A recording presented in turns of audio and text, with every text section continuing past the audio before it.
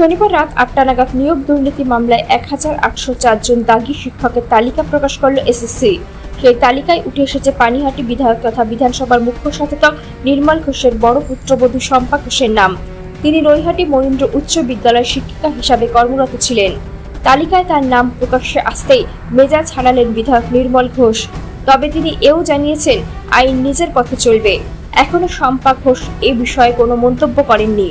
শম্পা ঘোষের নাম রয়েছে, তাতে কি হয়েছে? এটা কি আপনার কি হয়েছে তাতে? আপনার law will take it own course. কে হতে পারে কে হতে পারে না, আইন তো চলছে সুপ্রিম কোর্ট হাইকোর্টে। Law will take it own course. Nirmal babu, principal law will take it own course. Principal confirm করেছেন এটা আপনারই পুত্রবধূ। আমি জানি না সেটা, আমার কথা হচ্ছে কি আত্মীয় স্বজন নিয়ে তোমরা দেখো। আমি তোমার কথা আমি কি বলছি সেটা তোমাকে বলি, তুমি তো ডোন্ট, একটা কথা আছে না, বলুন। কথা হচ্ছে এটা যা বেরিয়েছে তোমরা যা পেয়েছো ও তো আইন আদালতে, তো supreme court high court. Law will take it own course. সত্য সত্য সত্য বেরোবে।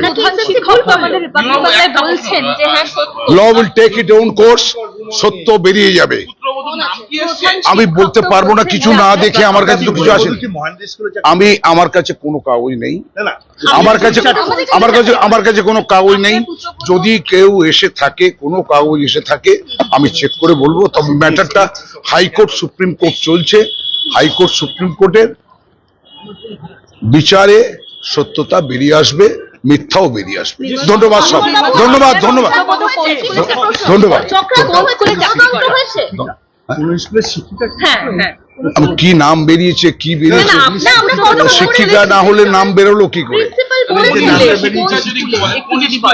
আমি তা বলতে পারবো না। এইটুকু হচ্ছে যে নাম যখন বেরিয়েছে শম্পা ঘোষের, আমি এইটুকু বলতে পারি সবটাই হাইকোর্ট সুপ্রিম কোর্টে চলছে।